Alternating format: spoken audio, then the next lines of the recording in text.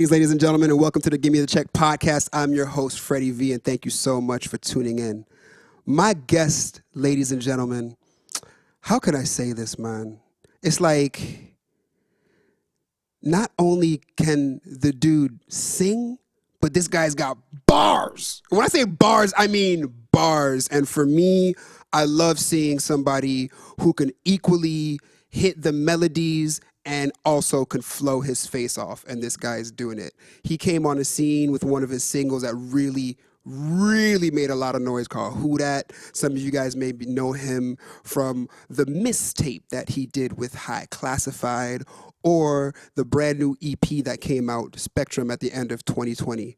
Ladies and gentlemen, if Quebec and Montreal is Bel Air Academy, this dude is the Fresh Prince. Please make some noise for the one and only Zoya in the house. What up, homie?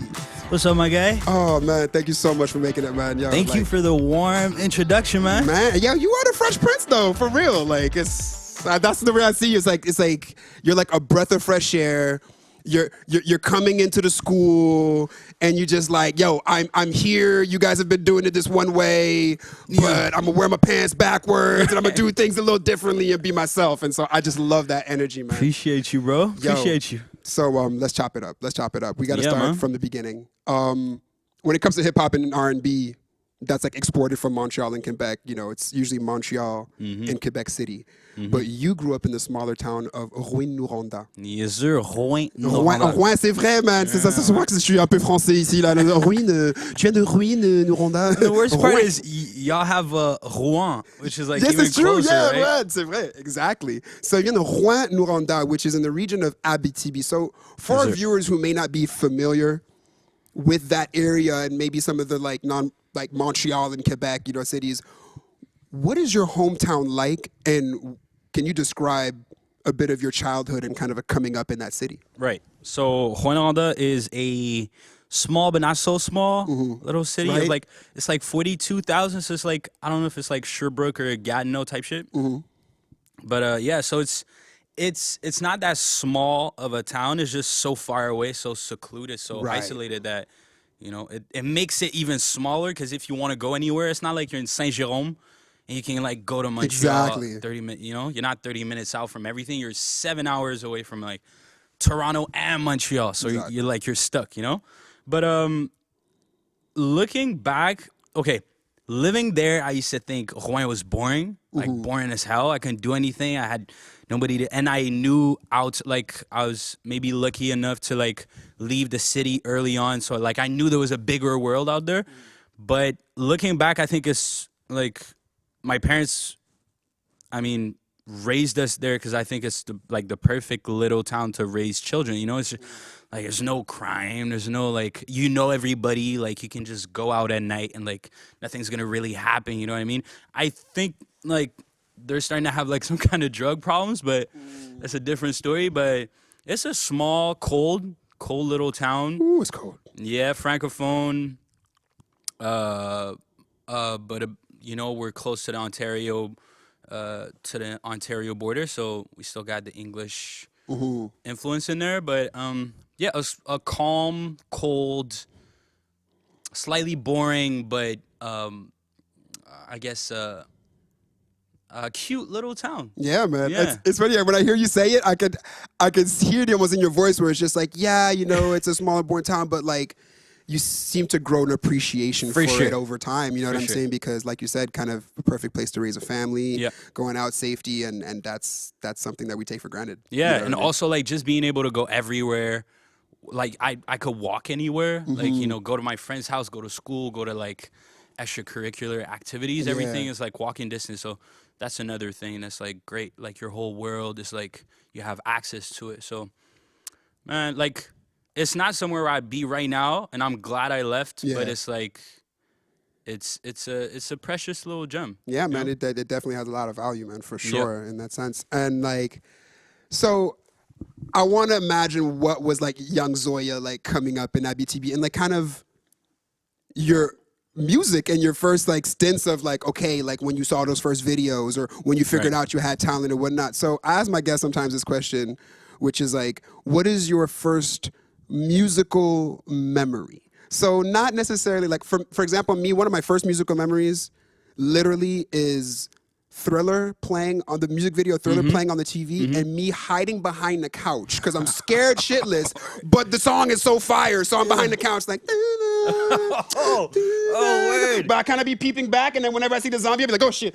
How old were you then? I was like, what, old? 2, like 3, Two? like, so those like my first memories of being like in the basement with my family, watching like Mike come on, you know what I mean? Yeah. And things like that. So for you, do you have this like thing or like, I don't know, MTV or Much Music came on and this artist or something that was kind of like, whoa, Right. what the fuck is that? Like, one thing about the way I was raised or how I grew up was we didn't have a TV. So like my whole thing was like the thing that played at the back throughout my whole life was music. Like just music. So I think I think of it differently because it's not like that it was just one day where I heard a song or an album or an artist or anything and I was like, oh, I like music or I like that type of, it was just always there. You see what I mean? Like, I don't think I can remember a day pre-music in my life. It was just always music in my life. oh my God, okay, that explains a lot. That's really dope because Yeah. like, I find that like, you know, the millennial generation and come after, like most of us got our sense from it, you know, especially with R&B and hip hop culture through music videos. Right. Music Right. videos was such a, so now you're telling me like, nah, I was raised in IBTB and we weren't popping it like that. So we didn't have TV. 100%. My parents weren't like TV oriented and Yeah. whatnot. Yeah. So it was just literally the soundtrack of your life. You know what I literally. mean? That Literally. is very new for me to hear from somebody from like our generation coming out because usually everything's like, yo, when the Missy Elliott, she's a that's bitch true. video came out, That's guy, true. like it changed my, when I saw the Busta, break your neck, that's fuck, man, that's dope, and, man. And I remember Kanye told me the same thing about like that's how he had access to like the American culture. Yeah. Which is like weird because it's like the total opposite for me in a sense that like I didn't like we had radio, right? Right. Sorry. We had radio and even radio is like heavily French and Québécois because of like just the way you know like you have energy radio and like Yeah, Radio exactly. Canada, right? Right. So you have those two things and that's pretty much all that's playing. So you get like the marie-mai and the cowboy fringants and the da da da da, and then you might get a bit of like what was popping at the time like. You had to go far to get like maybe who is rap playing on 50? Was 50 even playing? Yeah. Like in the mid like 2000s. Mid 2000s, yes, by was 50, it like the Massacre Candy album, Shop, yeah. type stuff. So maybe I had access to that, but like the rest of it was 100% through like my sister's CDs that they brought from school, like the first Drake and the first Kanye West album. You know what I'm saying? So I had to pick it all together to kind of make myself like a mental image of what music was like, what good music sounded like. You see what I mean? My God, man. Right. And, you know, it's so funny because you always hear like kind of like the OGs, you know, where it's like, yeah, you know, we grew up in a time when we learned music. We learned music at a time where music was listened to and not watched. Right. So you kind of speaking like an OG right now. You kind of have this old soul. I'm very impressed, Mr. Zoya. Very impressed. That's dope. No, but that explains, you know, because it's just like, we don't do that no more. Like, okay, first scene is Straight Outta Compton, right? What do you see? Dre lying down there with his headphones, surrounded by vinyl. We don't even have time to listen to an EP that's true. without checking your Facebook and your IG at the same time and popping off and things like that. But it seems that like when you got into it as a fan, and I must imagine we're going to get into it as a musician, as a singer, you must have really put your whole entire, like you must have lost yourself in that universe because you didn't have like that other distraction of the bells and whistles and the music. You know what I mean? Like, for sure. And I think it definitely gave me like an edge or like an advantage or like a leap ahead of everybody. Like when it came, because like I didn't really consider music as like a path, like a viable path until I was until I moved to Montreal, honestly. So like I wasn't even looking for it. It's not even like I was, how can I think of it in a different way? How can I be like better, like on having, you know, that little thing just better than I couldn't even think of that because like to me music was just like everybody has music. Like it kind of just I honestly only realized it very recently that like some people don't listen to music or like No, music is not a part of everybody's life, right? Exactly. And I didn't know that because music had just never not been there. You Yeah. see what I mean? So I think it gave me an edge because as a kid, you learned. I learned while I was having fun. I was having fun. I was just listening to stuff, and then what didn't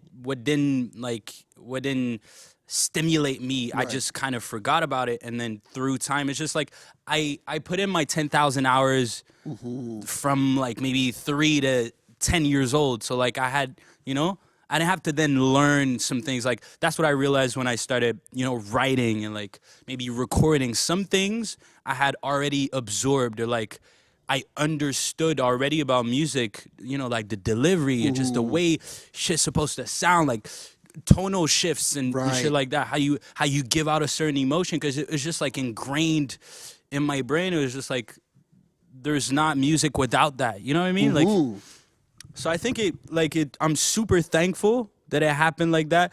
But like as a kid, I would have been like, yo, I can't wait to get a TV. Can't wait to, you know what I mean? Yeah, man. And it was also frustrating because it was like a choice, you know what I mean? Like my mom just didn't want us to have a TV, and like, thank God for that, because it made me who I am today. Yeah, man. That's what's up, and But what's the question, bro?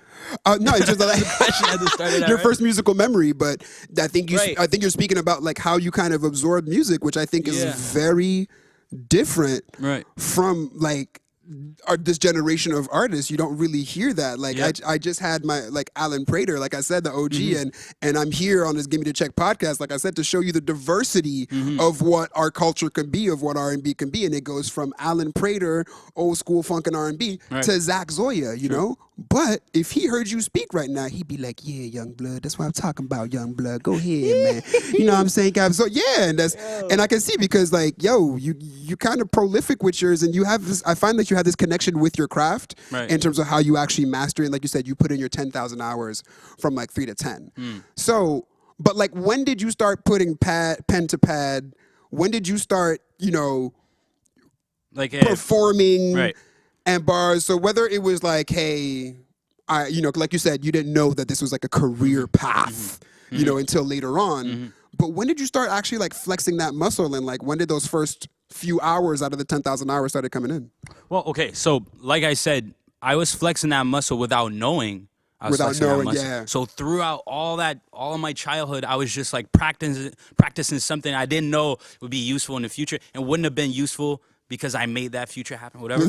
But I just think like around 15, clearly, like, is a switch where like rap became like cool, and it became like maybe a possibility, maybe, because like, I don't know, at 15 you see the world as a bigger place. Honestly, as a kid, I didn't fuck with like, I would have never thought I'd become like an artist. You see what I mean? I kind of didn't like the idea of an artist or like a poet, or like it was a little I don't know if cringe is the word, or like it was just like phony, and that comes back to like me seeing culture through like maybe a Quebecois lens. So seeing like, oh, what's a pop star in Quebec? A pop star in Quebec is being like marie-mai, is being Le Boutier, what's his name? Like, these artists, and it's not something that I saw. I couldn't identify to that. So I don't think I saw the arts or just music as like an avenue, because it's like, oh, there's all that good music I'm listening to, that music I really fuck with, but it's not like when I go to school and I meet the other 4 grader, like, the other 10-year-old that's like, yo, I want to be a singer. The little girl that wants to be a singer, she wants to be like I forgot their names, but like the low-key like country type of Quebecois stuff we had going on at the time, where it was playing on Energy radio all the time. So I didn't really like identify with that. So I, like, most of my life I was like, man, fuck artists, man. Fuck like the like poems and shit. Like I was like, because I didn't see like, for real, because I didn't see like rap and like all like, my early 50 Cent and like whatever, Eminem, and like even like Usher and like Chris Brown on the R&B side. I didn't see that as like artists. You see what I mean? I saw got that. it. Like it's a totally separate thing because like artists for me was like that guy that had a weird house and painted all over the walls and like had a side job and was like, you know what I mean? Like, Got it. so I think it became a thing when like around 15 I started to have access to like I didn't have a computer either, so I didn't have access to the internet, I didn't have access to TV, so I didn't have access to culture. You see what I mean? Like all I had was like let's say I go to my friend's house and we listen to the music plus or whatever. You see what I mean? But like it only like really came out of me when maybe like house parties and stuff when like people Got it. started rapping, freestyling and just dropping bars here and there and it's like, oh shit, I'm better than everybody. Why? You know what I mean? But it's just but for real, it was like it became rapidly easy for me to like very fast.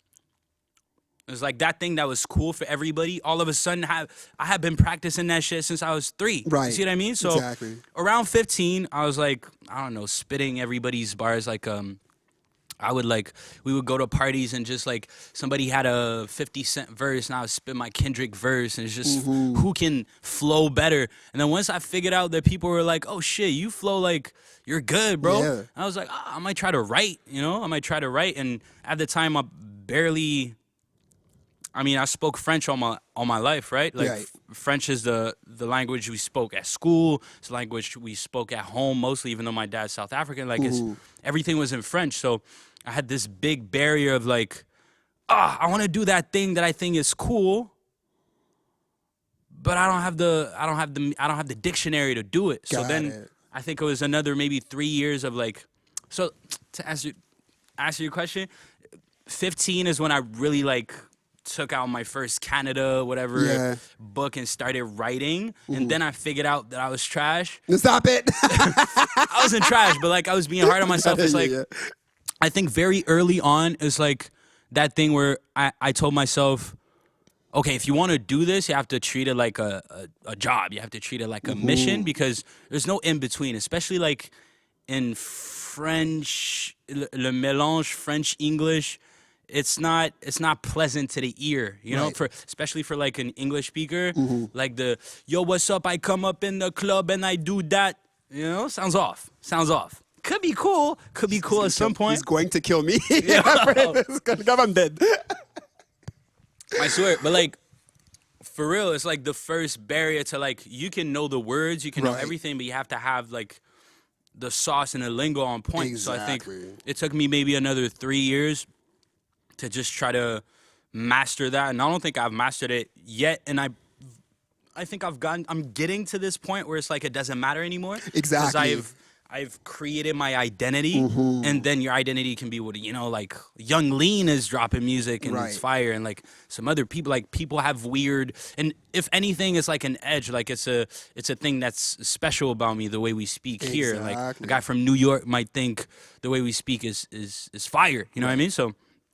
Yeah, from 15 to maybe 18, it was just about like, okay, what sounds off? What is like not permissible? What is like forbidden? Like you can't be doing that. So like shit like has instead of ass, or like things that like French people would do. Oh my You know God, what I mean? yo. I thank you so much for breaking this down. You're really breaking this all the way down Yeah. because it's like, that's what I imagine people who are not from here watching this. You know what I'm saying? And I want to be our guest to be able to give like really like the cultural nuances and what are the things that we have to navigate through being here. And it's just like, I think you're probably the best person to really explain that. Yeah. And, sometimes, we'll be like, for example, I had the producer for Child and he was telling me that like he was like, yo, you got to understand, Quebec, it's a singer-songwriter musical history. In 1992, that kid in Trois-Rivières didn't have access to the internet. Exactly. You know what I'm saying? So and then now I'm hearing you saying like, bro, I didn't have really access to culture like that until I was 15, but you were flexing your muscle still from 3 to 10. For sure. And So, I acquired and like perfected other skills that like when came the time to like perfect the other things that I didn't have access to, like just being aware of the culture and everything else, I was ready. I had the other tools. Like it's like, man, somebody had a perfect like metaphor for that. I think I was listening to like a Joe Rogan podcast. It's like to like try and I think it was talking about like taekwondo or something like jujitsu or something. It's like to make that new move. It's a very hard move to pull it off. You had to have all those other things perfect, and Well those said. things take. Oh no, let me. It's like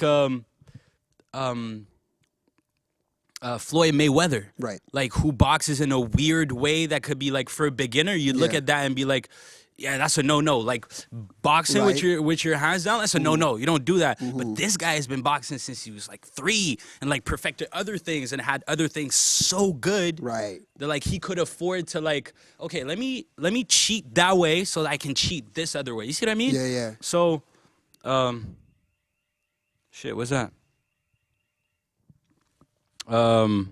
Yeah. Yeah, What man. were we talking about? No, no, just because I'm making sense. For me, I'm like, oh my god, like because it's really you're an example of how things are generational, racial, even in terms Right. of the artists and the superstars that you saw Yeah. that you weren't identifying with, and that talks about representation as well Yeah. too, and also, but I'm trying to make sense of something because, like I said, you not necessarily having access to culture until about like mid-teens and stuff like that, but it was a muscle that you were flexing from young and something that you've always had in you Yeah. and that you were doing that you may not have been conscious of.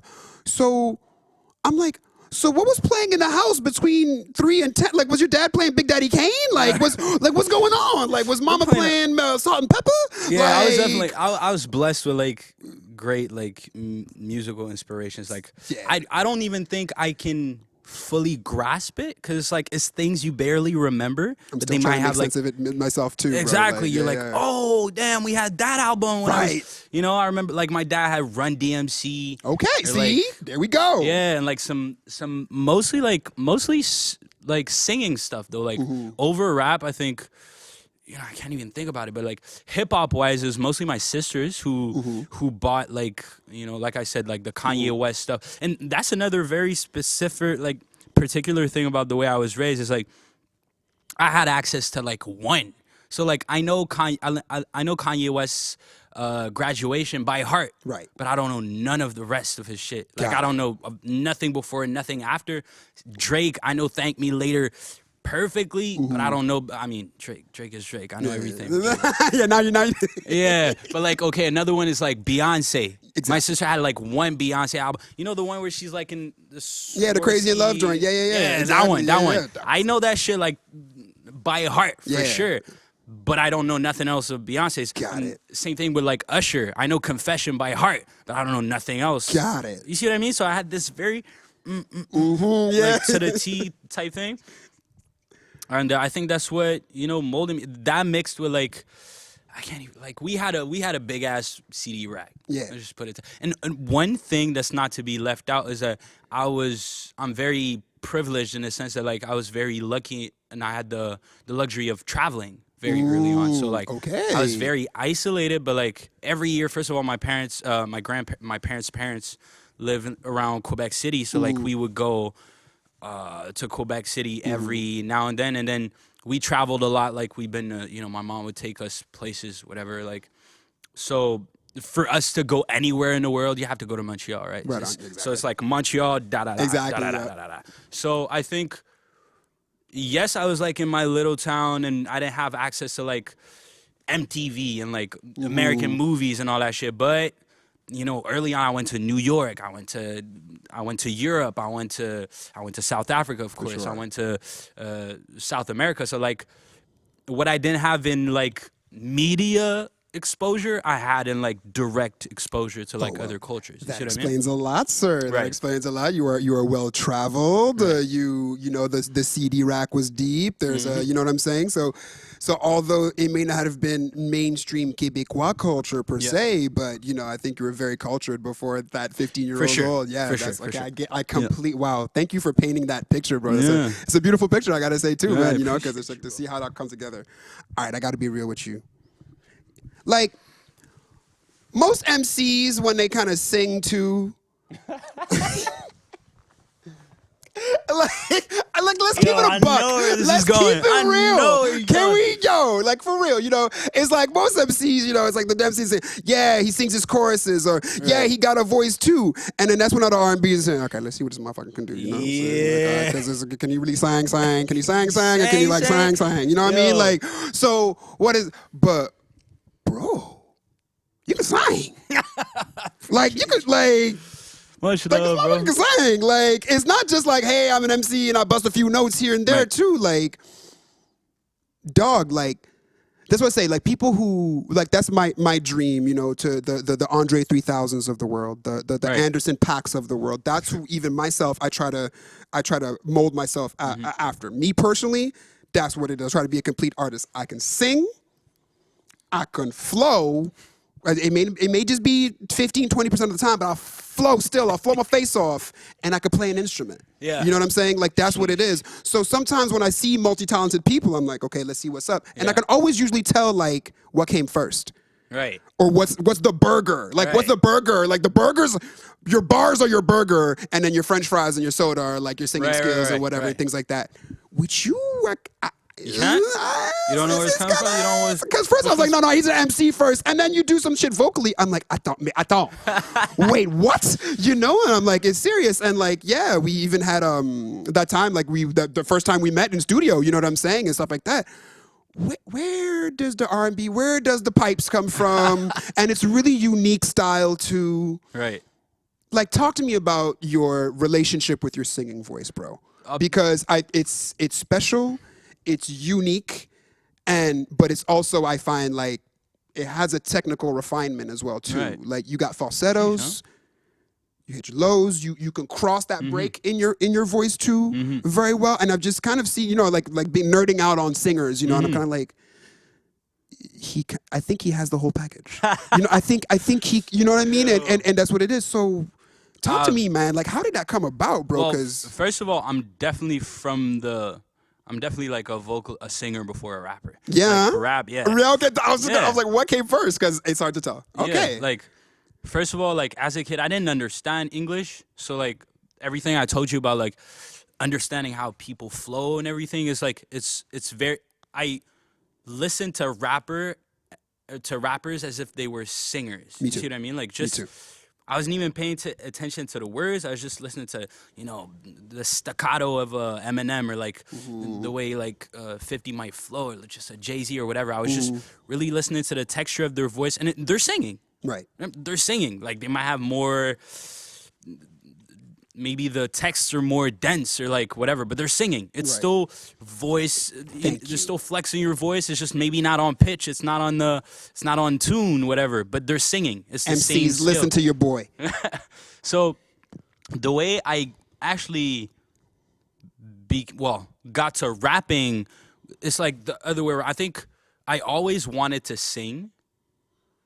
But like I told you, being a singer to me at the time was like a marie-mai, or I don't want to bash marie-mai. Marie-mai is amazing. Like, she's amazing. Je te jure qu'on t'aime. Je te jure qu'on t'aime. Sérieux. I miss Fire, man. Yeah, I remember she was on the Star Academy, like was it the first one? And she was like the little, she was slightly like, the rebel one. I think she had tattoos and shit. Yeah, I used to bump that shit, man. No lie. So yeah, it definitely came from I don't think, like, I always wanted to be a singer in the sense that I've always sang. Like, singing is something I would be doing regardless. I could be in school right now. I'd be singing, like, in my free time. Because, like I said, music is just a part of my life. It's just, it doesn't make sense for me to not have music in my life. It's like the soundtrack of my life, bro. Yeah, People go through their day in silence, bro. Yo, I don't get it. I don't get it. I swear, bro. Anyways, so, but at the start, let's say, like, maybe I'm 12, 13, I could have never been on this. Like, I didn't have the confidence to go on a stage, especially as a singer. It's like you're going up there and you're vulnerable. Like, singers come, like, melodies come with, like, you talk about love, you talk about Yeah, feelings, man. and, like, as a young guy, And it's you don't wanna personal be- too. It's something that's inside of us, and Exactly. that's why we're divas with it. Exactly. You tell a piano player you played the wrong note, it's just like, oh, Yeah. my bad, that's my finger. Okay, my bad. You tell a singer you sang the wrong note, it's like, you don't like my soul. You don't like me. Exactly. You know what I mean? But it's for real, though. It's real. So I think that actually rap was just my way in, was my way into the performance side of things, because rap affords you, being a rapper affords you the confidence to go up there and be like, yo, fuck that shit. I'm the shit, man. Tell it. Sit Tell the it. fuck down. I'm the Yes. best. Even if you don't really feel like that. Even if Like, you don't believe it. yeah, But fuck it. Fuck yeah. it. Just write about it. Just write about how the shit you are. You see what I mean? Like, write about how dope you are, Yep. how much money you have. That's right. And then you'll get to a point where you have it. You see, type shit. And then, so rap was just a way for me to, like, be fake confident about it. And then when I got to a point where I was maybe confident enough in my abilities, like, I had been to the studio a bunch of times, then the R&B kind of came back, because that's what I always liked. You see what I Got mean? it. That's what really, like, if I'm alone, what I like to do is singing most of the time. You see what I mean? Like, not right now, because, like, singing and rapping is my job. So, like, yeah. I won't be singing You at gotta home. but- make sure the bar is still there. yeah. But, like, yeah, it's just kind of it was my way to ease into. And by the way, I can do some like vulnerable, singy, songy, melodic yeah, shit yeah. too. You see what I mean? Exactly. So I I think it was really always relate to about that. R&B, like, especially because like singing is also a language, like, in a way that rap maybe does. Rap needs lyrics to a certain extent to, like, deliver the full message, right? Right. I mean, a lot of what's important in rap is what you communicate, the message you communicate, what's behind the lyrics, right? Like, a lot of rappers are going to be praised for what they say, how they say it, da da da da. Singers are going to be praised, I mean, in the same way. They can say great stuff, but they'll be praised for how they say it. And you can understand I could understand that Usher was, like, kind of ashamed and was trying to apologize on Exactly. Confession, even though I didn't understand a single word. I knew he was sorry. You know what I mean? I knew he was sorry. He's singing. I just had a vision of like a 12-year-old Zach Zoya being like, il a dit pardon. Hein. Yo. He is really remorseful right now. I swear. But it's You true. can feel it. Yeah. So, yes, I think that's what I connected with the most. Like, as a kid, you just want to. I think it was just instinctual. And I don't know if it's for me, because, like I said, I thought everybody kind of listened to music and, like, Yeah. it was everybody's backbone, but it's not. So Yeah. I don't know, but yeah. That's- So yeah, definitely music, like R&B and, like, singing first, and then rap just kind of, That makes a lot of sense, because even for me, I could really relate to that experience, because for me was being the only singer in, like, a crowd of MCs, man. Like me, I grew up in DC. Like, and then I moved here when I was like, when I was 18. And so being in those areas, there was, like at home was my dad went to UCLA. He's from Senegal, West Africa, and he went to UCLA. And so all of that Motown, all of that Funk Brothers, P-Funk, Earth, Wind and Fire, all of that, just, huge vinyl collection and all that.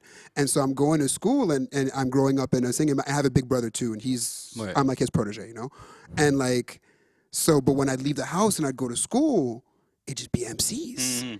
And it's like, but I gotta find a way into the cipher though. Right. So, and that's how I picked up how to flow and whatnot. So I was like, I learned how to beatbox and I learned how to flow. And that's how I got into the cipher. So, but it's funny how you say that, the confidence that you need as an MC, that helped me so much in my career, in my singing, even in my career, in my performance when I come out, to be able to do things, because, when you're younger and a kid, and the vulnerability that you have with R&B, sometimes it may be difficult to show that vulnerability.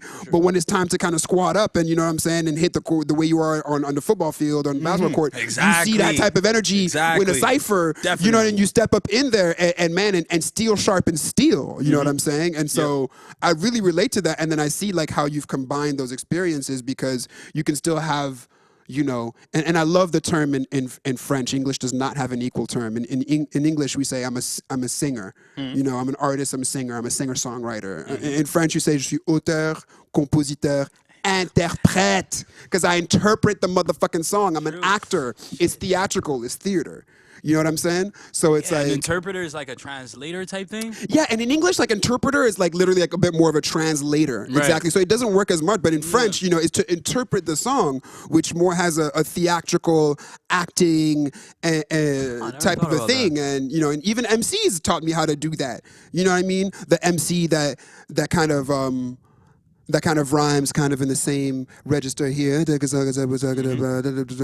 after there's a bus, and if you come in the home on the song, I'm in a now bring a low bus. And it's just, you just see how dynamic the dude is, just like with his voice. But like, yeah, man, I really relate of like how being from a singing stock and an R&B stock, but your experiences in the dojo of the cypher, the dojo of hip hop, fed your singing for sure. You know what I'm saying? And then now you just you dibble and dabble and go where you want. You know what I'm saying? Wherever you want. Yeah, that's dope. That's really dope. That's and really I'm dope. glad that's something I did. And like, cause I think hip hop.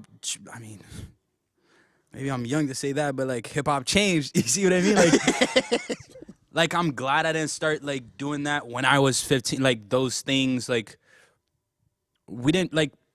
When I was 15, like ciphers were already over. You know what I mean? Like it wasn't a thing. Like we were going towards a like ignorant rap type thing, which I'm totally not against. Totally not against, to be honest. But it doesn't allow you to like maybe hone those skills you need to like become a great rapper. If you just listen to like mumble rap-ish stuff, there's some things you won't develop, right? Right. So I'm glad I think I'm maybe a little in the last, like I'm lucky that I grew up on like 50 Jay-Z and like Eminem, which kind of, you know, there's still like, I guess you could argue that like Eminem did some ignorant rap shit, but it was just like so dense and like so it was undeniably thorough. You see what I mean? And like he articulates. Yeah, he does. He does. Yo, he does. But yeah, I don't even know where I was going with that. No, everywhere you go is cool by me, man. I like it. Like, that's just we flowing, man. We flowing. So yo, that's cool to see kind of like your outlook on flowing versus singing like, hip hop or R&B. But better yeah, way man. I can maybe put it is like a kid today might have a hard time becoming like a good lyricist because you just don't have the people around you to like give you that itch to like, oh, I'm gonna make a better metaphor. I'm gonna go like, or you have to go like in deep to find like who's popping right now that's like super lyrical that's like not Drake. You know what I mean? Like That's a very, very, very good. But that's, you know what? I just want to say that, you know, I'm a little older than Zach. And then to hear the young Fresh Prince saying that bars still matter, that the pen game still matter. I just want to take a moment, man. It's just that the future's in good hands, y'all, man. This is beautiful. This is beautiful shit, man. It's beautiful, man. I love it. But Appreciate like, you know, and I think that, because I find that the mumble rap there was a dip and that kind of happened, but you guys are like la relève. right. You know what I mean? We were like, no, we need to dead that shit. Like, it's about bars or whatever. Because when I see you and when I see a MC like JID. Right.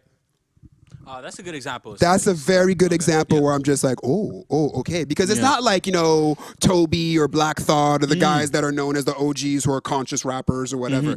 This kid is. Yeah. JID's young. J. Cole signed him and whatnot. And he just is. But everything that he is speaking is immense penmanship. Really thought out. Yeah, guys, crazy. High level concepts, but kind of described through everyday experiences. So it kind of connects to everybody. So when the OG rappers who like, you know, really like intelligent grown man rapping bars are like, yo, that kid got something. And he's like really... he's really fast and twitchy with it. You know what I'm saying? Like his rhythms are ridiculous, you know, and then the kids are with him and whatnot. And then the middle school, which is like the J. Coles, are with it too. You know what I'm saying? So now when I hear you say that and I see a JID, I'm like, oh, there's definitely hope for the future. Because if you and JID and there has to be others of that ilk where I feel that you guys did your homework you know the past and whatnot, but you really respect lyricism and whatnot. You can still flow over a trap beat. You can flow in everything that is kind of new, but the kind of integrity of being about the bars. Yeah. You know what I'm saying? Yeah. Like is that, and it's just cool to hear you say that too, Right. Because I think something that needs to like not be left out is the fact that like rap and like hip hop in general became pop. Like it became the number one genre in the world. So I think because of that, one of like the consequences or like side effects or side product of that is that you need more digestible music. Otherwise, it won't reach the masses. Like if the genre is the genre for the masses, if it's the number one, it needs to be accessible. Right. You see what I mean? So like, I'm kind of honestly still, even though maybe me and like a bunch of my contemporaries are going into it with like maybe like at least the intent of like keeping it real, whatever. Like, Right. you know what I mean? Like keeping it true to the art form. I think it still can't really come back to like the number one, the best rappers are the most lyrical ones. You see what I mean? Like, and I think JID is a perfect example of that. I don't think JID could ever like be I don't want to jinx him either, but yeah, right. like he could We he root could for you, probably dog. get We it. root for Yeah, you. he could probably get a number one but whatever. But when you're number one and you're number two and you're number three are like, you know, very surface level raps, I think it's hard to stay up there. You know what I mean? Like it renders lyricism like it becomes like an underground thing. Or it stays underground because it's always kind of been underground. But I feel like lyricism and like depth is hard when you're trying to reach the most people, like That's deep. the biggest amount of people possible. That's you know? true. That's true. But you know, I have faith that you can be an outlier in that. Yeah, I'll try. You know what I'll I'm try saying? my best Dog? just for you, bro. Dog, come on, man. You know I got your back. You know I got your back. Cause like, yo, you know, if you even look at somebody like, say, Chance the Rapper, True. you know, But boy, I had to start doing some dumb shit to keep up. that's true. That's true. Yo, the I latest appreciate trend, bro. your honesty. Yeah, I'll talk about how he came on the scene. But it's true. True, To true. maintain, those are decisions you have to That's make. the That's a thing. good Like, how point. do you- That's a good point. You know, but I was happy to see that was possible, you know, Right. and still, and Nah, that same. there is a place, and even Kendrick, you know what I'm saying, to True, a certain extent, you know what I'm saying. Let's not forget So- Kendrick's still number one to me. So, you know, but it's true. Yeah. But a lot of the experiences, like the industry shows us, is what you're saying. It seems to be it. But there's certain outliers that'll come You're right. and be that. But hearing you say that actually gives me confidence. I'm just like, okay, I think you can do both. You know what I'm saying? Because, you know, if It's the just something melodic game to understand what it is to write a song. Right. And that's the thing. Like you have penman game. Like you have penmanship. You write melodies, you know what I'm saying? And Yeah. whatnot. So you don't understand to write a song, and that feeds into the pop. You know what I mean? But also you have bars and whatever, and we're gonna talk about it a little bit later, but you write songs like Patience, which, you know, it's like that's just we can unpack for a whole, we're gonna have a whole podcast about that song. For real. But yeah, man. So like, okay. So Canadian R&B seems to be like on the rise, right? Right. Dan Sheezer, East Car, you know, lots going on. Yeah. And even there's a lot of things that are pointing to Montreal, saying Montreal got next. You know what I'm Right. saying? Like, OK Player done put out at least 3 articles talking about Montreal got next for R&B, and I think you were in For all sure. you were in all 3 of those articles. Yeah, You know what I'm saying? So Shout out to OK Player. Joe got an OK Player for real. Now, although that's true, but us who live in Montreal and who are part of the R&B industry or that culture or do music in that, producers, engineers, artists, all that, everybody, we seem to live a different reality. And there seems to be kind of like obstacles, because I say it every day on this podcast, everything's, I was like, technically speaking, the category of R&B does not exist in Quebec. Right. It doesn't exist. So when we see the rest of the world looking to Montreal saying like, oh my God, yo, check out Zach Zoya, check out Shay Leah, check out Cali Technis, check out Shaw, check out V, check out all these, you know what I mean? Like it's really bubbling and whatnot. But at home, we don't even feel like we have representation. Right. We don't even feel like we have support. So I want to know what your thoughts are on that. And I want to know, like, especially as Canada as a whole, like when, you know, being a Canadian artist, being an artist in Quebec, and being an artist in Montreal, because those things are three different realities. And we are in this like weird, just kind of like vacuum, you know what I'm saying, of time warp, where it's like, yo, people feeling our shit, but here at home and on the home base, a lot of artists are having a lot of obstacles, you know what I'm saying, and they're hitting it, be it linguistic, be it racial, be it generational, or whatever. So what are your thoughts on like the state of R&B itself? R&B? You know what I mean, in Canada, in Quebec, and in Montreal. Like how are you navigating through it? There's definitely levels to this shit, but Right? I mean, one thing that I think is two things. One thing that's I think important to point out is that a lot of artists that are popping in Canada, whether you like it or not, they're signed in the States. You see what I mean? Reality. So it's beautiful to see that we have talent. It's beautiful to see that we have maybe the infrastructure to birth wonderful artists. We see it with from Cardi. Shout out to Cardinal, all the way to who's the latest to pop out of Toronto. Maybe like, I don't know, maybe a Killy or a Nav, whatever. Like we have the pool or whatever, the talent to make it happen. Thing is, now we're trying to make it happen within Canada. You see what I mean? Which is the first like obstacle that I don't think it's a good representation. I don't think it's a good representation of the situation in Canada to be like, oh, well, Drake in The Weeknd did it and Shawn Mendes did it in Toronto. Yeah, I can probably do it. Like, it's not just that. It's Yeah. not just, oh, it's possible to make it da-da-da-da-da. It is, though. Yeah. It is. Yes, it I is. know what it is. And that's just for Canada. One other thing is, like you said, the language, I think, is an obstacle to, like, the establishment of, like, over R&B. It's like we barely got hip-hop in. You know what I mean? Barely. Like, barely. So it's like, I don't want to, first of all, I'm not one to complain, because I think I've been very lucky all throughout my career so far. Like, I've gotten help. Like, the Quebec industry has helped me tremendously in multiple ways, right? No doubt.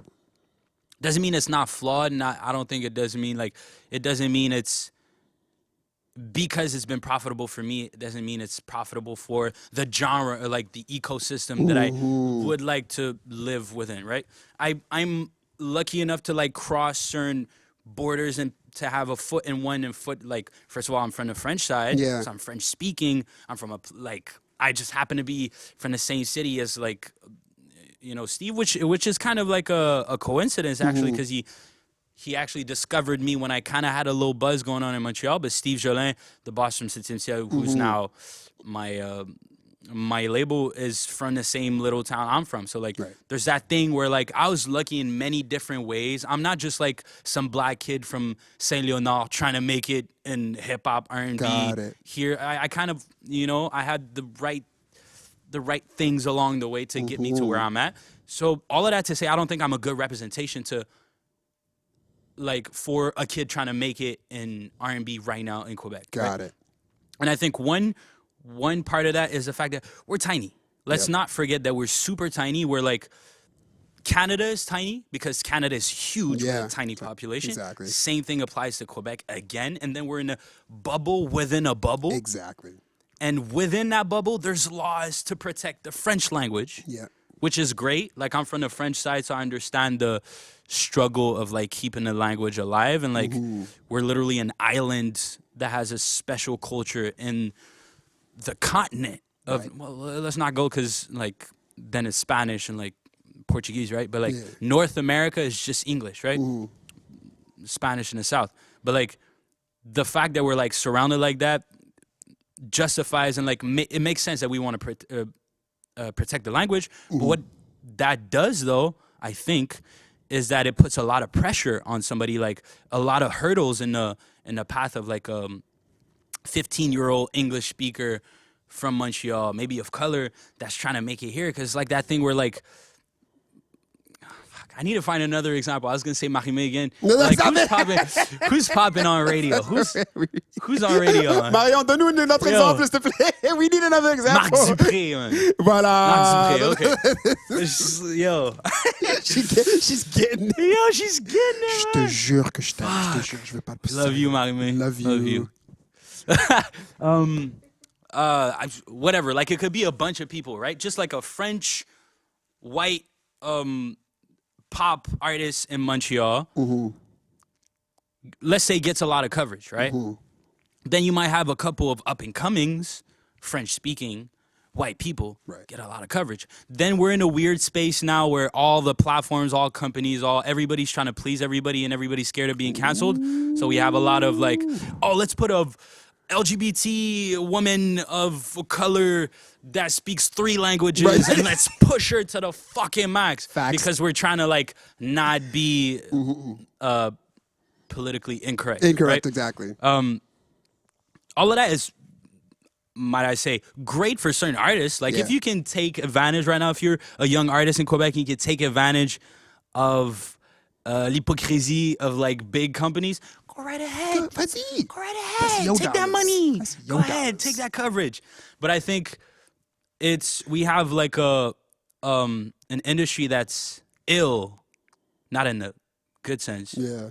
If we don't promote just the best quality of music, right? Over who you are, what you represent, and what language you speak, regardless of the fact that we do have to save and protect the French language. Yeah. If you have an industry that puts certain like bullet points before quality of the music, I think we have an industry that's not a healthy one. You see what I mean? I think that's kind of where we're at to a certain extent. And like, of course, there's gonna be all of that to say. If you're French, English up and coming artist in Quebec, you're competing with Drake. You're not competing with the up and coming French artists. You see what I mean? Yep. So that makes it like, I don't know the numbers. So let's say like 60% of like airtime or whatever on radio and is gonna be to French language. I'm not sure what the law is or what the quota is. That's exactly it. It's 40%, 60% French, 40%, and the 40% that is English is going to be Drake, The Weeknd, super popular music, Ariana Grande, The Weeknd, whatnot, and thing. And now Bad Bunny and exactly. You know? And that's what they're going to be playing at rush hour.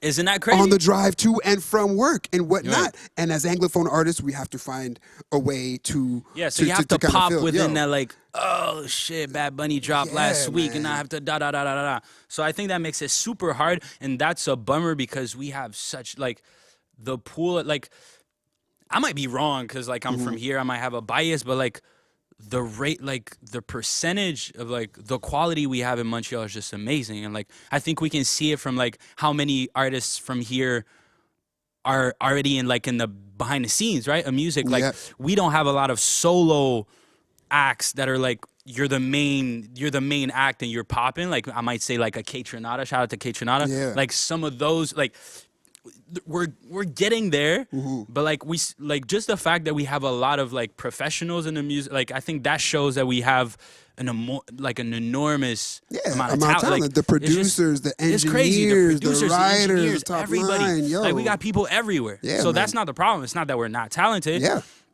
I think the culture is like, we're such a melting pot here in Toronto. I think is like some of the places that are like the most culturally diverse, like in the world or something like that, right? Exactly. So it doesn't make sense. It doesn't make sense for us not to have a big Drake yet. I think is gonna come for all those reasons. But like, I honestly, I have a hard time seeing like how do we get over the hurdle of like the French English language separation? Because like, how do we, like, if there's not a separation, I understand that French might die because the American culture and just English speaking are gonna overflow and just take over. So sorry.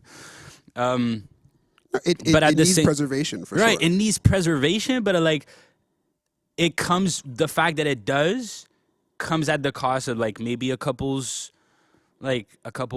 super good artist's career. Like some artists are never gonna have a career because shit, we had to push those other ones and we couldn't put the, you know, we couldn't give you a venue, we couldn't give you a front cover or whatever. And like I said, I'm saying that as somebody who's been super like, I've been put on. I've been like, Quebec media's been good to me. You know what I mean? I love the way that you made that distinction. You were just like, this is the situation of the soul. Right. I don't think that may necessarily apply to me because my come up story was a bit particular with this happened and these type of things lined up in this specific way, which is not your average, you know what I'm saying, story, like for sure. But me kind of the way, like, it's just kind of getting back to, you know, it's like, whenever you put identity politics over, like, you know, just something being good and something being of quality and something being, you know, just or whatever, you know what I'm saying? That's when, you know, the art gets compromised. And I think that that's what's happening here. But for me,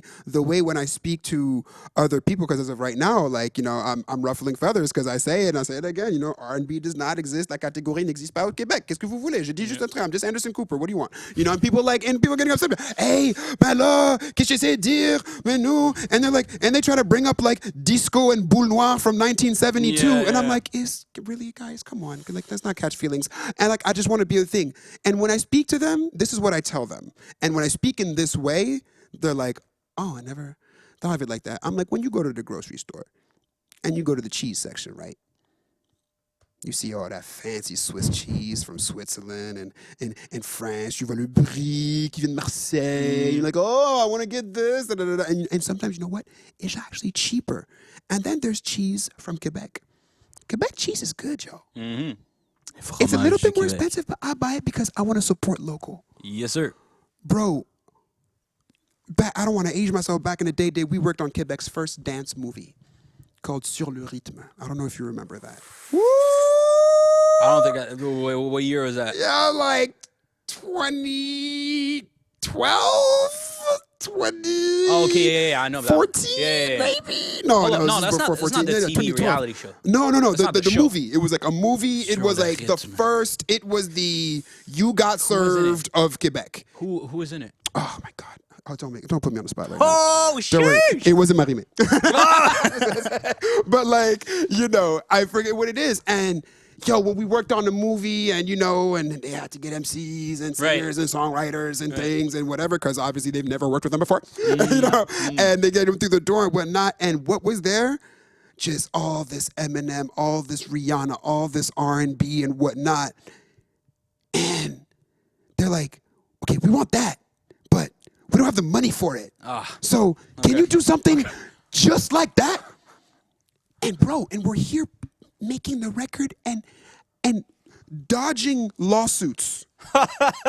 like minefield of lawsuits. Don't do that because that's Jay-Z gonna sue us here. Oh, don't do that because M's gonna sue us over here. Don't, because Rihanna's gonna get us over here. Oh, that's A. Marie track. No, don't do that, bro. We look at the producer like, don't stop. You know what I mean? And it's just kind of like, there's a lot of R&B here going on in Quebec. Why don't you just take an artist song, license it, and put it there? That's buying the local strawberry. That's buying the local cheese. True. And for all the things that we say about Quebec and buying here and whatnot, it's about, regardless of the race, the gender, the generation of whatever, is that saying that it's here. And we are here, we are Quebec, and let's invest in here, in ourselves, and invest in the art and the culture that's happening here, because that's what's being exported. That's what's going to represent us. And as well, too, we all make money. You know what I'm saying? So it is just like, that's what I try and encourage everybody, that just, you know, because it comes from, we need to get behind the Zach Zoyas. We need to get behind, you know, one of my favorite up-and-coming singers, Becca Stevens, you know what I'm saying? Like, just her voice is ridiculous. We need to get behind, you know, another French singer, you know what I'm saying? That's you know, and Corneille, who is, you know, and so no matter what the language, the generation, the thing or whatever, it's good. It's from here. Let's get behind it. You know what I'm saying? Because no matter what, we're going to need the rest of the world. Like, there's not enough people in Quebec to sustain us. You know what I'm saying? So, and you know the grant game. Labels need grants. Everybody, we all on the titty of the Canadian government. You know what I'm saying? But if we had this more. And I find that doesn't exist here, that like entrepreneurship mentality of just being like, because the thing is, I think people are scared. At that point, it's like, and also what we might think is promoting. I feel like promoting me would be promoting Quebec. You see what I'm Hell saying? yeah. But like some people might disagree with that, and I think like now I think it's pretty like well, but like okay, let's say like a me trying to blow up at Sans Pression's time. You see what I mean? Like Right. maybe at that time I might be talking shit, but maybe at that time being black or speaking English wasn't seen as being Québécois. You see what I mean? Yeah. So like, Yep. I'm not saying Sans Pression spoke Yeah, English. yeah, exactly. But Like now the problem is they might not consider it Québécois cheese, what we're trying to sell. So like that beautiful thing we have here, we're not selling it because it doesn't check all the little boxes we have that Exactly. can, okay, this is Québécois. I wouldn't, I think I'd be probably wrong to say you have to be white at this point. I think yeah. the And that's what I'm Quebec saying. media is I pretty think open we're now. here. Like I think we're But the here. thing you know, is, so. like the line becomes like very thin, or like it's pretty gray when we talk about the language. When we talk, first of all, like for somebody like me who like didn't identify himself with like who couldn't see himself in like French like Québécois media, Right. my identity becomes the next best thing, Right. which to me was the States. It was like Usher, like Chris Brown, like I said before, Drake, and like all that, which is not States, but whatever. But like when we then consider those people as not Québécois, then you like all of that is like opted out. Like all of that doesn't count. You see what I mean? So you're left with like, oh, okay, yeah, that's cool, and we do it here, but that's not Québécois shit, so we can afford not to promote it. You see what I mean? Exactly. And that's the thing. And it's just like, and like you said, like the media's here. I think we know that Quebec is there's not one definition of what Quebecois is, or one, it's multi-dimensional, you know what I'm saying? Right. And that's what I'm saying. And this is Quebec cheese. You know, they may not think that it checks the box of it, but I think we're starting to realize that it is. And I think that honestly, I got to give you props. I doubt that it may be something that's super intentional in what you're doing, but your journey by itself is busting down those barriers. Right. Really, you see what I'm saying? Yeah. And I know the young kids looking up in the come up, and they're just like, wait, hold up. There's a viable artist here that speaks English, but when he gets off a stage in an interview speaks French, and he's with us, and he relates, and he bigs up his hometown, and he bigs us up everywhere he goes and whatnot. And he is on the level, and you can compete with anybody, you know what I'm saying, skill set wise and whatnot, and still be himself. Yeah, it's crazy, which is like this dude. And, like, and you're kind of like, you're kind of showing that is possible. So, you know, like I wish you like really like bonne continuation, as they say in French, and like we got your back on that shit, because you know it's bigger than you, my G. For sure. It's And that's bigger one than thing you. I'm trying to keep like inside the back of my mind, because it's like, oh, how crazy would it have been if like I had somebody like me, not to say I'm fucking not bragging or anything, just somebody in my position when I was 12, like representation on TV. It's crazy. It's crazy, right? For me, I difference want to would've see made. the face of that 13-year-old who saw the Who Dat video and was like, Yeah. wait, what? Like, he's from where? like our WTP? Like what? Like, you know what I'm saying? And that's what's being done. So it's changing of what is Quebec. And that same thing happened in America. You know what I'm saying? Like, what is American? You know what I'm saying? And whatnot. Yeah. And we, the children of immigrants, you know what I'm saying, are being tasked that heavy burden, you know what I mean, to show what that is. Although our hue or whatnot may not necessarily look different, but we are from here. Shit, I immigrated here, and I'm sorry. Like I relate to here more than any other place in the world. Because that's the thing You know, too. it's Like if I'm not from here, where the fuck am I from? Where am 'Cause, I like, fr- right? I'm not from over there. I'm not from South Africa. Right. I'm not from like, you see what I mean? Like that's the weird in between too. Like if some of the things that we do are not considered Québécois. So let's say an example of like a young kid that speaks English, performs in English, goes to school in French, whatever, but can't be represented on radio. Right. Then it's like you're leaving out all of that shit that is Québécois. You Right, see what I'm saying? Like exactly. you're leaving it out under like a false. false pretext. Yeah, exactly. Exactly, You know what I'm man. saying? And like that's a little scary to me because it's like I feel like the more people outside of that box are successful, the more I don't like the institution, the people in control are gonna be scared and then put that line even like that's one thing I fear that like in the future they're like because we see a rise in like maybe openness and like oh we're starting to have artists that can whatever get out of Quebec with their sound or like are exportable or whatever, then we see a thing of like oh that's dangerous for us, Right. and then close down that border even tighter. You see what I mean? So that's one way I hope we don't. I hope we don't go that way. Yeah, no doubt. But yeah, you know, and again, and this is one of the reasons why I created this podcast. And so, we can have like those type of open conversations, show kind of, you know, what is really amazingly going on here. Say that we are from here, but you know, it's maybe in a different language and maybe a different thing, but we all did this here, man. You know what I'm saying? And that this is something so special. And like you said, the amazing amount of talent that there's behind the scenes here and the producers and whatnot. stupid, And there's front of scenes that's developing too. Like, yo, all these artists that are on the come up, man. And it's so annoying because it's just like, every time I get in front of this camera and I want to give like a reference and I'm like, oh yeah, that I completely forget. You know what I'm saying? It's so annoying. Like I got so many references and stuff, but it's just like, yo, I see y'all, man. Like just the R&B that's coming out of here, it's quality. Your productions are getting there. The floor and the bar is just raising, meaning that like the minimum is like, yo, le minimum est bon là. You know what I'm saying? So y'all keep on doing what you do and support this guy because it's just like, yeah, man, whether it's on the local level, on the provincial level, on the national level, on the international level, these are the type of barriers that we're breaking down. And the other thing too is just kind of like real talk, bro. You know what I'm saying? I find that your career is geared, like I think that you can be an outlier and making sure that making something that is popular, commercial and whatever, but still has the integrity and the bars and the technicality to do that and being able to touch a large piece of population. That's not every single artist's goal. Right. You know what I'm saying? Right, like I'll tell you Yeah. like straight goods, I'm gonna tell you like facts, like what my goal in the industry is and whatnot. Am I an artist? Yes. Is my artistry, am I pushing the numbers that I want to be pushing right now? No. Do I make a living and do I feed my kids with my skills and my musical skills? Yes. My goal is to be able to live off of royalties for the rest of my life.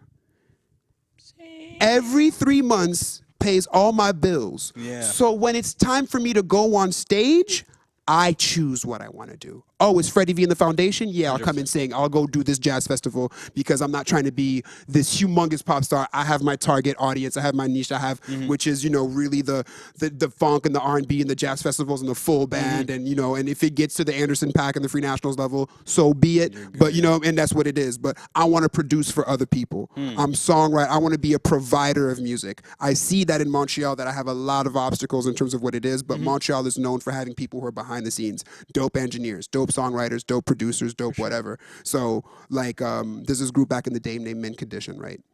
They're from Minneapolis. Jimmy Jam and Terry Lewis and Prince discovered them and all that. And they're a band. And the dude is a drummer. He's a singer. So he came out with his singles and whatever he sang, and the band is just so fucking dope. Mary J. Blige calls him. They're like, yeah, can your band come on tour with me, please? So he's like, okay, guys, let's go. I'm not going to be singing for the next 3 months. I'm going to be playing drums for Mary J. Blige. And then when he gets off of that tour, he goes off and he sings. And for me, that's kind of like the way that I see R&B artists that are really breaking down barriers here right now. And I find you to be one of them, you know what I'm saying? And that's why I want to tell you in your face right now, like, I got your back, bro. Like, I support you so much. And sometimes as artists, we see like a crabs in a barrel and bucket and, oh, what is he doing? It's like, nah, let's get behind each other because this dude is on the precipice. This dude is right about to, like, you know, do things and bust the whole fucking door open for every single kid that looks like you in this province that thinks that they may not be able to do it. And they're all going to come up and be like, yo, Zach did it, so I'm going to go ahead and do it. And Facts. so it's just like, yo, we got your back, man. And so, you know, if the city's riding for you and motherfuckers who ain't riding for you, fuck them.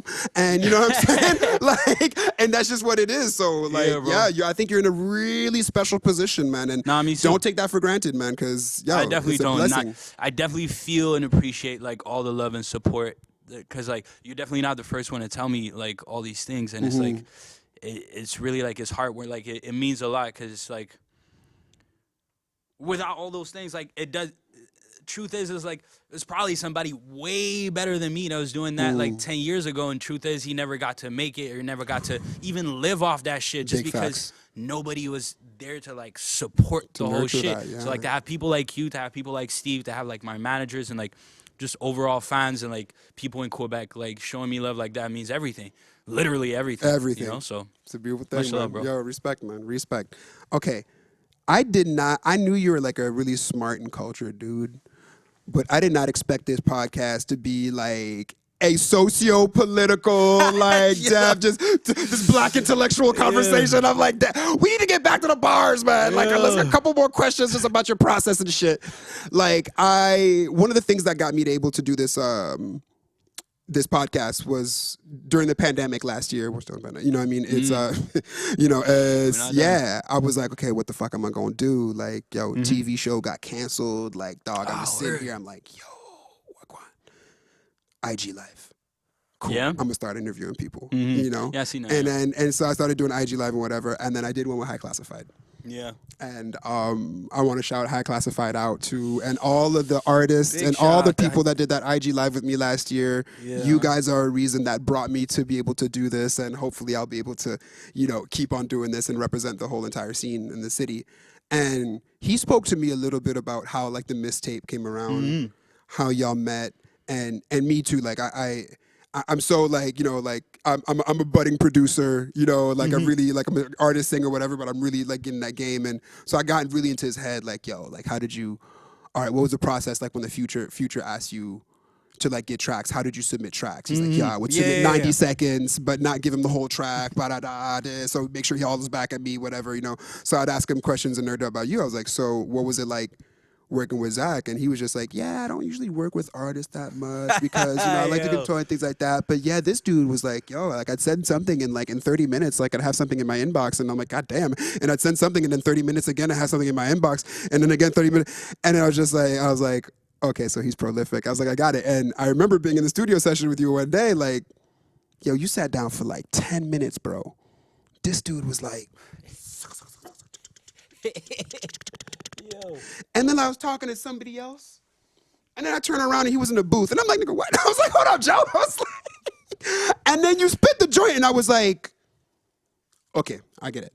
And that's when I understood, and I was like, and with Cali too, this conversation that we had, pace, speed, being prolific, being in your zone. Can you tell me a little bit like about whether it's through High Classified or whatever, but he told me that you're a prolific writer and that your pace, you know what I'm saying? Like, and you go fast. How did you get to that point? Like, how do you like, what do you think about like when you write? Because even that day I was with you and I kind of saw it, I was just like, you kind of just went into this Rain Man phase for a little bit. You kind of, you just kind of Rain Man, kind of blacked out for a little bit, and then you were in the booth, and I was just like, well, yeah. So how much of it is just like, are you super cerebral and technical, or is it just like, yo, bro, I just puff and the spirit of Bob Marley comes down on me, and you know, I don't know, what is it, you know, like. So definitely, I'm not it won't be an off the top type of thing. Like melodies can come to me off the top, but like after you get that first idea, you need to keep it going, you know? So like it's really, I think I started, like I said earlier, it's like that thing where like, oh, if I want to make it, I need to treat this like, I need to be thorough. I need to treat this like a mission. I need to treat it like it's like, I need to treat this like school. Basically, because school was like the toughest thing, or like what demanded the most discipline and like time at the time. So it was really like, okay, how would I go about doing this if this was like math or like French or just like a homework that I need to like ace? You see what I'm saying? So like, definitely, I'm not like a top liner in terms of like I won't go in the booth on some, I don't know who does it like that, but I don't, like a Jay-Z, Lil Wayne they'll just like spit bars Right. and Yeah, then yeah, yeah. figure it out or whatever. I have to fucking sit down, write a bar, or write that first thing that's gonna give me an idea. Mm-hmm. Most of the time, it'll start with like a melody, with like a certain like, Right. and then when I find that inflection, that thing that I think is cool, then it's just a matter of homework. It's like, okay, you got that first rhyme. Yeah. Got that first rhyme. Is it an A B A B? Is it an A B B B? Is it an Exactly. A? You know, like you figure Mhm. that out, and then it's a first idea needs to be good. First idea needs to be punchy. It needs to be funny. It needs to be relatable. It needs to be engaging. It needs to hit you, right? So once you found that, and like that's like writing jokes, and I mean I don't know any comedians or whatever, but if it makes me feel something, I'm pretty confident it's gonna make you feel something, right? So I find that first one, and then it's just a matter of finishing it off. So like you find that first one, and then you find a rhyme because that's just a shit, man. That's like a false rule. We wouldn't even have to rhyme in real life. You see what I mean? Like Right. singers don't necessarily rhyme, but like you can make a very dope thing that doesn't rhyme. I guess I don't know. That's another conversation we Yeah, can that's have. another Like, conversation, exactly. Why does rhyming sound so good? Repetition is a key, and like I have found to music. And one other thing is I have no like.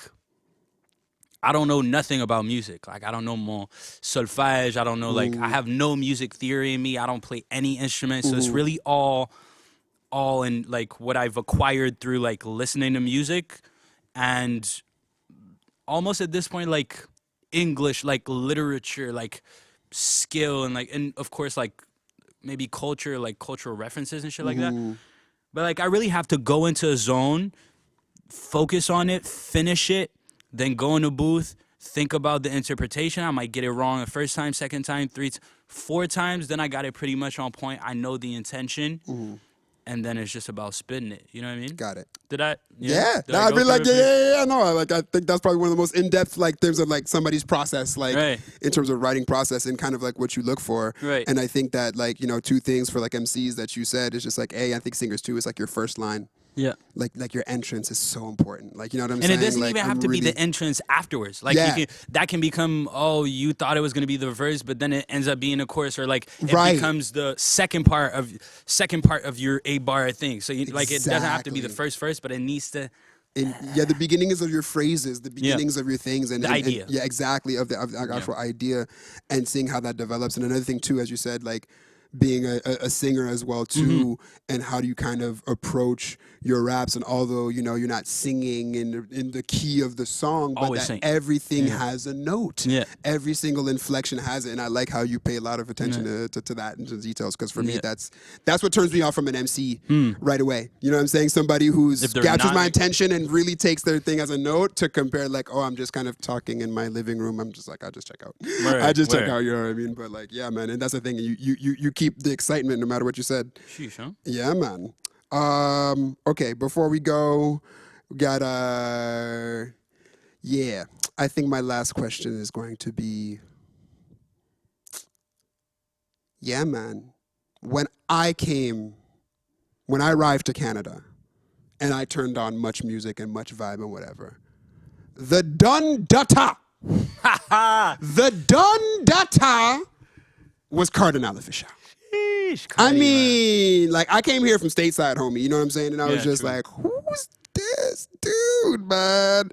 Yo, but and then I'd go back to DC, and all my DC dudes would be like, yo, you in Canada? Yo, that Bacardi dude, who the Bacardi guy, the Bacardi slang, man? Yo, that shit is hot. Okay, I see you, Canada. I see you, Canada. You know what I'm saying? Like, and it's dude, and then just seeing how just the progression of his career, and just how he just bust the door wide open, man. 100%. And I'm from Senegal too.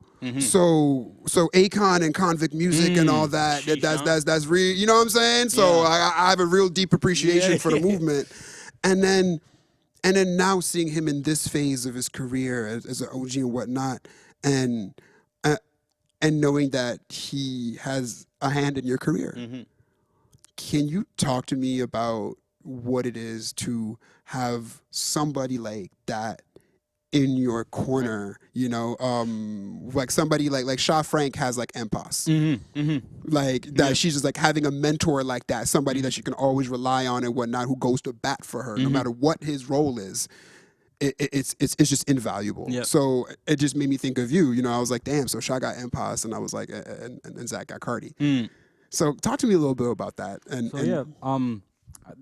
I think it also comes down to like I said, I'm very lucky. Like I'm very fortunate. Just some things just fucking happened. Okay. And to be fair, I'm super lucky because I got more than one mentor. Like I got Steve, who's a legend in Quebec. For sure, he is a legend. For sure. And then I got Cardi, who's a legend, you know, globally. Globally. So I think to have him like as a mentor is just like it gives me he gives me game. You see what I'm saying? Like he gives me maybe an appreciation and understanding of like what happens outside of Quebec, maybe more of a global perspective, which is a thing that I didn't have because in Quebec you're caught up in the bubble that is Quebec, and it's hard to see on the other side of it because it's so, you know, it's so within itself. So I think a lot of things I was like, but what are people gonna think of that? Oh, I already did this thing and now I want to back it up with this. He's like, yo, don't worry about this. Like, think about the bigger vision. Think about so just like to think about like, it's like, it's kind of like your parents telling you not to worry about what other kids say to you in school but that's your whole world at the time. So you're kind of caught up in it. It's like, yo, I want these shoes because otherwise, people are going to tell me da da da da da. But like once you become a grown up, you're like, didn't really matter. I had these 3 friends at school. We're fucking in the middle of nowhere and they told me my shoes is whack. I thought it was my whole world at the time and now it's not. See what I mean? So some of those things he put me on. So like, think about the bigger vision. Think about the You're not like. He made me realize how early I was in my process. I think I get caught up in it and I'm like, oh shit, I'm already in it. You know what I mean? Like I'm already 4 steps in, but he made me, we're at the first step, bro. You know? And one thing I didn't know about music is you need identity. You need to like, Ooh. you know what I mean? Like you need to like. Ooh, sorry, Lord, my chest. Zoya bringing the good gospel. Yeah. Bringing the gospel. Talk to him, man. Yeah, talk to him, that's bro. Cardi knowledge, man. That's yes, Cardi knowledge. Sir. It's just like we're all multiple things, right? We're all a vast array of things. We're all on a spectrum out now. I like it's literally the concept of it. So, it's also to be like digestible and to like communicate a message. It's important to be self-aware, and to know where you are in people's imagination, like who you are in people's imagination, who you want to be in people's imagination, what part of yourself you want to showcase, which part of yourself you want to like push as like okay, this is what Zach Zoya stands for. This is who Zach Zoya is. And I think you have to think about those things because like, especially now with everything moving so fast, people don't care. People won't care. Like people don't have the attention span to care about everything about you. So you have to like position it in a way for them to understand it, right? How do you tell a story which is super good in a way that people can digest, right? So I think he put me on to a lot of that. And I mean, shit like fucking Patience was basically written after a conversation with Cardi. I was like, we had this tape in the bank. I was like, yo, I'm trying to show this. Yo, I do multiple things. Yo, I'm trying to show the rap side. I'm trying to show the R&B side. He was like, but what are you about? Like, what's on your mind right now? He literally said, what are you doing right now? Who is Zach Zoya? And then I went and wrote Patience, literally. I kind of wrote Patience as like a diary entry. Like, this is what I'm doing. Here's what I'm worried about. Here's what I'm confident about. Here's what I think people think. Here's what it comes down to at the end of the day.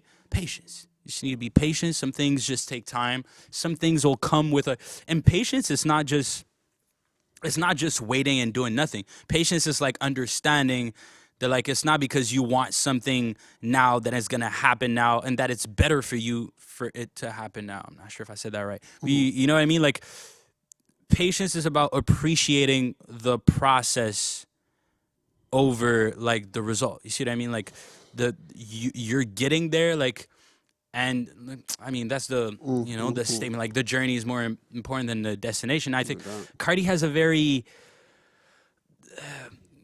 how do you say, like a very I forgot the word, like a poetic way to say it, a poetic way to show it, like poetic way. Poetic's not the word, but. And also, Cardi's like my insider, where he gets to like he does that bridge between like what the industry wants and what I know you want, because I'm an artist too. Exactly. You see what I mean? And that's why I really appreciated position. And when I saw that happening, I'm like, okay, that's a perfect dude. For sure. To really be the actual the link, the bar. I think he can connect whether it's Caribbean culture, immigrant culture, all of that. He understands what that is. He understands global culture. He understands the greater Canadian culture. He understands even within Canadian hip hop some of the things that are difficult.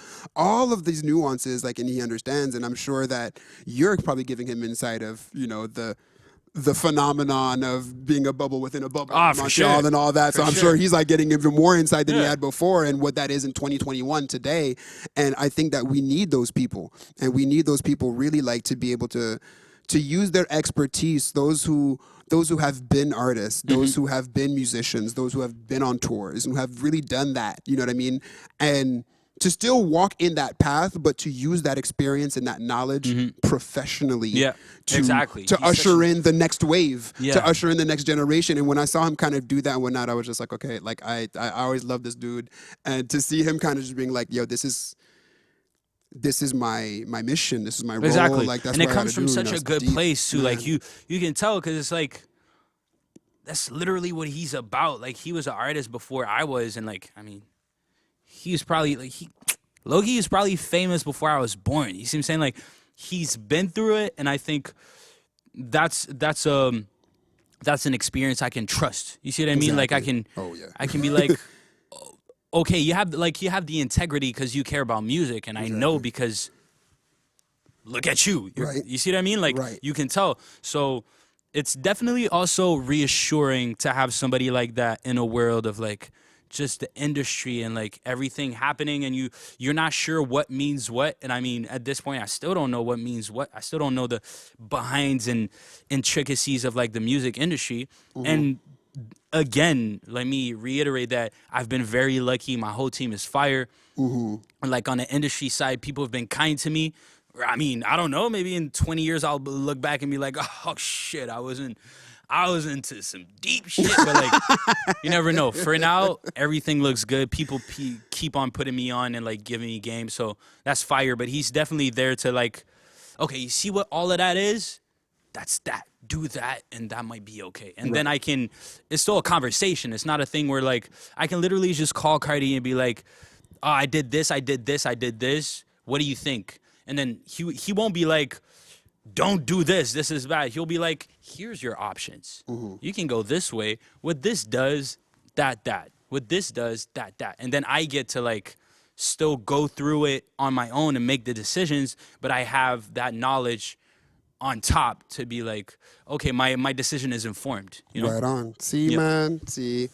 And that's the thing. And I was here with one of my mentors, and that's exactly the relationship that we had. And I'm gonna leave you on this tip, because what you said reminded me of just a record that came out. One of my hometown MC that I love so much, Corday. I don't know I don't know if you heard the new mixtape, but he has a new song. I heard the new More Life featuring Q-Tip. And bro, and he's like in the hood, yo, like areas that I know, just walking around saying hi to people. Like, it's just, and I was like, I watched the video, I was like, I miss home. I was like, oh, Corday, whatnot. And then at the end of the video, he's sitting there, and then you see he's on his phone, and you see Q-Tip on the phone. He got Q-Tip on speaker. And then, Corday's like, yo, I appreciate you so much. Thank you so much for blessing this track, man. I appreciate you, like you gave me so much game or whatever.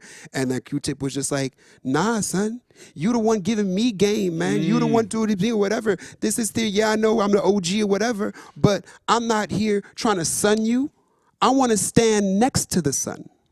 Oh, sheesh. Bars. Sheesh. And on that note, ladies and gentlemen, the Fresh Prince, Zach Zoya is in the building. I want to thank you so much for coming through, Thank you, my homie. guy. Like, for real, man. This is like a really beautiful conversation, man. Yeah, man. I wish you the best. I got your back. The city got your back. We riding hard for you. And, man, I think the future is going to be a beautiful thing, man. Much love, bro. yo, Appreciate you, man. Means a lot. Man. Respect. So, my name is Fredy V. This is the Gimme the Check podcast. Stay blessed and highly favored. We out.